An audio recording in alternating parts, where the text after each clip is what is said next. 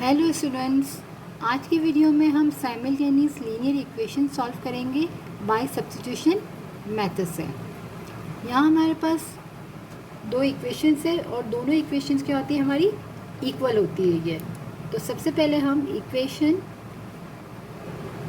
को 1 और 2, ये इक्वेशन 1 हो गई हमारी, और x + y = 5 के इक्वेशन नंबर 2 हो गई। अब इससे पहले हमने एलिमिनेशन मेथड से सॉल्व किया था, जिसमें हम एरो सब्ट्रैक्शन कर लेते थे।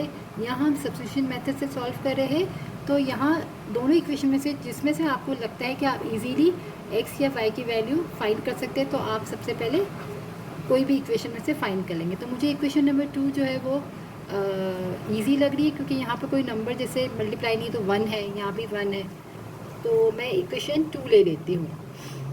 हम 1 भी ले सकते हैं, 1 से भी वैल्यू फाइंड कर सकते हैं। मैंने इक्वेशन 2 से फाइंड कर ली। तो x इक्वल है, क्या करेंगे, 5 यही है, y को शिफ्ट करेंगे तो -5। यहाँ से दोनों में से किसी में से भी जहाँ से आपको लगता है कि x या y की वैल्यू इजीली फाइंड होती है, आपने फाइंड कर ली, उसको आपने इक्वेशन नंबर 3 का नाम दे दिया। अब आप क्या करोगे, put the value of x, जो ये x की वैल्यू है आप उसको पुट करोगे पहली वाली इक्वेशन में, क्योंकि आपने जो वैल्यू निकाली है x की वो सेकंड में से निकाली है। तो आप पुट करोगे 1 में। अगर आप 1 में से वैल्यू निकालते तो आप पुट करते 2 में। तो मैंने 2 में से वैल्यू फाइंड की है, तो मैं पुट करूँगी 1 में। Put the value of x in equation number 1। Equation number 1 है हमारे पास, x - 2y = 8 के।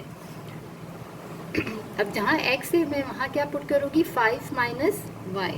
x की जगह मैंने लिखा 5 - y, x की जगह मैंने 5 - y, x की वैल्यू को पुट कर दिया। -2y = 8। इस तरह क्या हो गया कि यहाँ से हमारा x जो है वो अब हमारे पास सारी टर्म में y वाली है, क्योंकि 2 अननोन थे। तो अब हमारे पास x की वैल्यू पुट कर दी। अब ये भी -y ही है, -2y, तो माइनस इंटू माइनस प्लस हो जाएगा, साइन माइनस की होगी, तो -3y = 8। अब y की वैल्यू फाइंड करनी, तो y वाली टर्म को हम यहीं रहने देते हैं।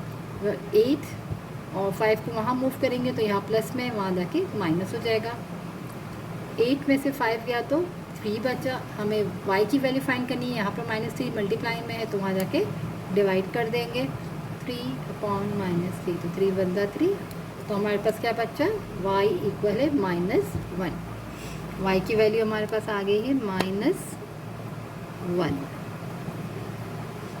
अब हमें x की वैल्यू फाइंड करनी है। तो यहाँ से जब हमने जो थर्ड इक्वेशन निकाली थी, x = 5 - 5, तो अब y की इस वैल्यू को हम इस इक्वेशन में पुट कर देंगे। तो हम यहाँ लिख देंगे, put the value of y in equation number 3।